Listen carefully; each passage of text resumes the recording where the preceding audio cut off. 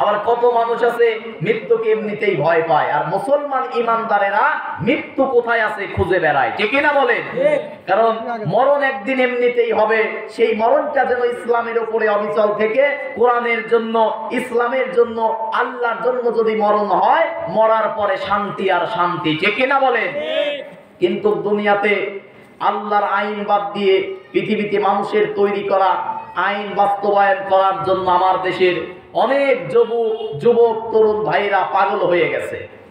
মানুষের তৈরি করা আইন কখনো পৃথিবীর মানুষদেরকে শান্তি দিতে পারে না, ঠিক না বলেন? আমাকে আপনাকে সৃষ্টি করেছে যে আল্লাহ, সেই আল্লাহ আইন যে একখানা কিতাব দিয়েছে, এই কিতাব যখন সমাজের মধ্যে বাস্তবায়ন হয়ে যাবে, এই সমাজের মধ্যে আল্লাহ নিজেই তখন শান্তি নাজিল করবে, সুবহানাল্লাহ বলেন। কিন্তু বলেন, পৃথিবীতে কি কোরআনের আইন আছে? পৃথিবীতে কি কোরআনের সমাজ আছে? আংশিক কিছু আছে সৌদি আরবে, এখন আফগানিস্তানে আংশিক কোরআনের কিছু বিধান কায়েম হওয়ার কারণে সেখানেও কিছুটা শান্তি আছে, ঠিক না বলে? কিন্তু বাংলাদেশে 54 বছরে ক্ষমতায় যারা এসেছে সবাই শান্তি দিতে চেয়েছে, কিন্তু শান্তির নামে তারা অশান্তির দাবানল দাও দাও করে জ্বালিয়ে দিয়েছে, ঠিক না বলে? কারণ পৃথিবীর মানুষের তৈরি করা আইন কখনো পৃথিবীকে শান্ত করতে পারে না। আর আমার মুসলমানের কপাল পড়েছে 3 জায়গায়। কয় জায়গায়? মুসলমান ইসলাম ধর্মটাকে অন্য 10টা ধর্মের মতো ধর্ম মনে করে। মুসলমান কোরআনটাকে অন্য 10টা ধর্মীয় কিতাবের মতো কিতাব মনে করে। মুসলমানেরা আমার আপনার নবী মুহাম্মদুর রাসূলুল্লাহ সাল্লাল্লাহু আলাইহি ওয়াসাল্লামকে অন্য সাধারণ নেতাদের মতো নেতা মনে করে। কিন্তু আমার আপনার নবী বিশ্ব নেতা, ঠিক না বলেন? কোরআন আল্লাহর পক্ষ থেকে পাঠানো আখিরি কালাম, এই কিতাবই পারে পৃথিবীর মানুষদেরকে শান্তি দিতে, ঠিক না বলেন? আর ইসলাম এমন একটি ধর্ম, কমপ্লিট কোড অফ লাইফ, পরিপূর্ণ জীবন ব্যবস্থার নাম হচ্ছে ইসলাম। সেই ইসলাম ধর্মে আল্লাহ পাক আমাকে আপনাকে জন্মগ্রহণ করার সুযোগ দিয়েছে, ঠিক না বলেন? এতে খুশি না বেজার? আমাদের ধর্মের নাম কি? ইসলাম। আমাদের দলের নাম কি? ইসলাম। আমাদের হানাফি, শাফি, আহলে হাদিস, আহলে কোরআন, মালিকি এরকম কোন পরিচয় আমাদের নয়। আমাদের পরিচয় হচ্ছে আমরা মুসলমান, ঠিক না বলেন? আমরা আল্লাহর গোলাম, আমরা মুসলমান, আমাদের দ্বীন ইসলাম, আমাদের দলের নাম ইসলাম। আমাদের সৃষ্টি করেছে আল্লাহ, বেঁচে থাকলে আল্লাহর হুকুম মেনে চলতে হবে, ঠিক না বলেন? আসুন ধারাবাহিক ভাবে আমরা আগে বুঝিয়ে নেই। এমন একটি কিতাব থেকে কথা শুনতে বসেছি, বলেন তো বাবারা ভাইরা, এই কোরআনের মধ্যে, এই কিতাবের মধ্যে কি কোনো ভুল আছে? সবাই কথা বলবেন, এই কিতাবের মধ্যে কোনো ভুল আছে? কোরআনটা অন্য 10টা ধর্মীয় কিতাবের মতো কিন্তু না। হিন্দুদের বিভিন্ন কিতাব আছে, তাওরাত আছে, জাবুর আছে, ইনজিল আছে, যদি এগুলো আল্লাহই নাজিল করেছিল, কিন্তু ইহুদিরা, খ্রিস্টানেরা এগুলোকে কাট ছাট করতে করতে তাদের মন মতো করেছে, ঠিক না বলে? কিন্তু কোরআনের গায়ে কেউ আজ পর্যন্ত হাত দিতে পারে? কারণ কোরআন নাজিল করেছে কে? আল্লাহ। হেফাজত করার দায়িত্ব নিয়েছে কে? আল্লাহ। আল্লাহ রাব্বুল আলামিন সূরা হিজরের 9 নম্বর আয়াতের মধ্যে চ্যালেঞ্জ করে দি বলেন, ইন্না নাহনু নাযালনা যিকরা ওয়া ইন্না লাহু লাহাফিজুন। জোরে বলি আল্লাহু আকবার। আল্লাহ রাব্বুল আলামিন বলেন, ইন্না, নিশ্চয়, নাহনু নাযালনা যিকরা, কোরআনের একটা নাম জিকির। কোরআনের নাম কি? কিন্তু আমার দেশে জিকির আছে হু হু, আছে না নাই? ইল্লাল্লাহ ইল্লাল্লাহ জিকির আছে না নাই? আবার অনেকেই লা ইলাহা শুধু জিকির করে, নাই এগুলা? পরিপূর্ণ জিকির করতে হবে, লা ইলাহা ইল্লাল্লাহ। শুধু লা ইলাহা এটাও জায়েজ নাই, ইল্লাল্লাহ এটাও জায়েজ নাই, ঠিক না বলে? সূরা আরাফের 180 নম্বর আয়াতের মধ্যে আল্লাহ পাক বলতেছেন, ওয়ালিল্লাহিল আসমাউল হুসনা ফাদউহু বিহা। আমি আল্লাহর রয়েছে অসংখ্য সুন্দর সুন্দর নাম, যে কোন নাম তোমার পছন্দ হয় সেই নামেই আমি আল্লাহকে ডাকো। আল্লাহু আকবার বলেন। তাহলে আমরা আল্লাহর নাম বাদে অন্য কোনো বাবার নামে, খাজার নামে, পীরের নামে জিকির হবে না, ঠিক না বলেন? আপনার এলাকায় খাজার নামে জিকিরও আছে, অনেকে আবার আছে বাবার দরবারে ছাগল নিয়ে গিয়ে আল্লাহু আকবার বলে জবাই করে না, বলে ইয়া খাজা, নাউজুবিল্লাহ বলে। আল্লাহর নাম ছাড়া কারো নামে জিকির করা কি জায়েজ আছে? আল্লাহ ছাড়া কি কারো কাছে মাথা নত করা জায়েজ আছে? কোন পীরের পায়ে, কোন মাজারে, কোন হুজুরের পায়ে, কোন বক্তার পায়ে, এমনকি নিজের বাবার মায়ের পায়েও সেজদা দেওয়া জায়েজ নাই।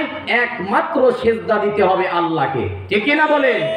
তাহলে কোরআনের একটা নাম জিকির, আপনি বসে বসে হু হু করা বাদ দিয়ে আলী বাবা, ফতে বাবা, কেল্লা বাবা, দয়াল বাবা, পীর বাবা, খাজা বাবা, এইগুলোর জিকির বাদ দিয়ে যতক্ষণ আপনি কোরআন তেলাওয়াত করবেন ততক্ষণ আল্লাহর জিকির হবে।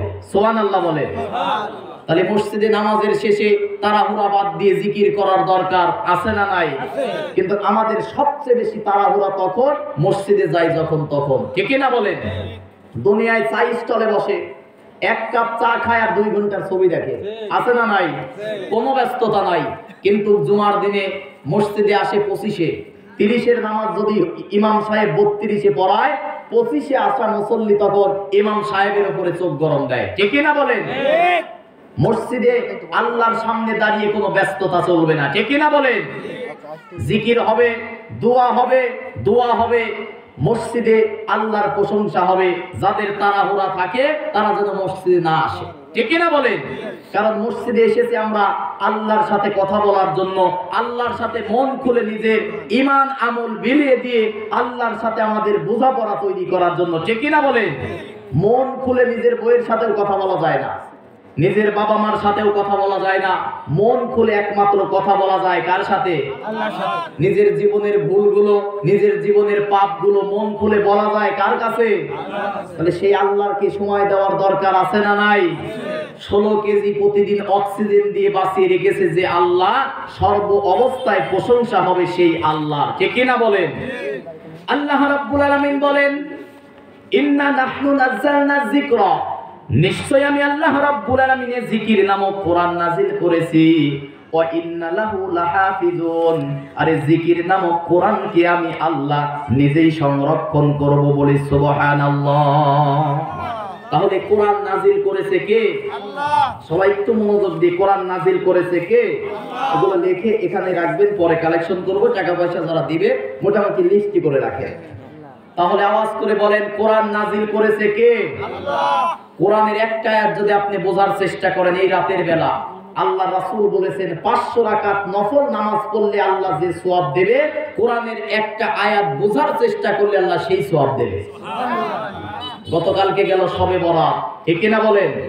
যদিও কোরআনে হাদিসে এই শব্দটা নাই, কোরআন আর হাদিসের মধ্যে আছে লাইলাতুন নিসফু মিন শাবান, তবে প্রচলিত শব্দ শবে বরাত, ঠিক না বলেন? অনেকে এটা নিয়ে ফতোয়াবাজি করতে করতে মুসলমানের সন্তানগুলোকে তারা সফল হয়ে গেছে, মসজিদ থেকে মোটামুটি বের করে ফেলছে।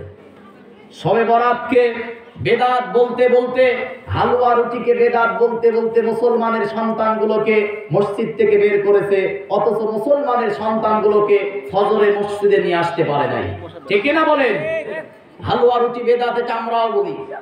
হালুয়া রুটির সাথে শবে বরাত তথা লাইলাতুন নিসফু মিন শাবানের কোনো সম্পর্ক নাই। তবে আল্লাহর নবী বলেছেন এই রাত একটি ফজিলতপূর্ণ রাত, এই রাতে আল্লাহ পাক প্রথম আসমানে নেমে আসে, সুবহানাল্লাহ বলেন। প্রথম আসমানে আসার পরে 2 প্রকার মানুষ ছাড়া সকল মানুষকে আল্লাহ মাফ করে দেয়। 1 নম্বরে যারা শিরিক করে, 2 নম্বরে যাদের মধ্যে হিংসা বিদ্বেষ আছে, এই 2 প্রকার মানুষ ছাড়া ফায়াগফিরুহু লিজামিআইহি, সকল মানুষকে আল্লাহ ক্ষমা করে দেয়। তাহলে এই কথাগুলো কালকে রাতে যদি মসজিদে আসতো, ইশারের নামাজের পরে ইমাম সাহেব যদি বয়ান করতো, এই হাদিসই তো বলতো, ঠিক কিনা বলেন? আমার দেশে 54 বছর দেশ স্বাধীনে কোরআন কায়েম করতে পারে নাই মোল্লার গোষ্ঠীরা, কিন্তু মোল্লার গোষ্ঠীরা ফতোয়াবাজি করতে করতে, হারাম আর বেদাত বলতে বলতে মুসলমানের মধ্যে শত দলে বিভক্ত করেছে, ঠিক কিনা বলেন? এই যে শবে বরাত, এটা বেদাত বেদাত বলতে বলতে মুখে ফেনা উঠে গেছে, অথচ 54 বছরে দেশে দিন কায়েম হলো না, এগুলো নিয়ে শয়তানগুলোর কোনো কথা নাই, ঠিক কিনা বলেন?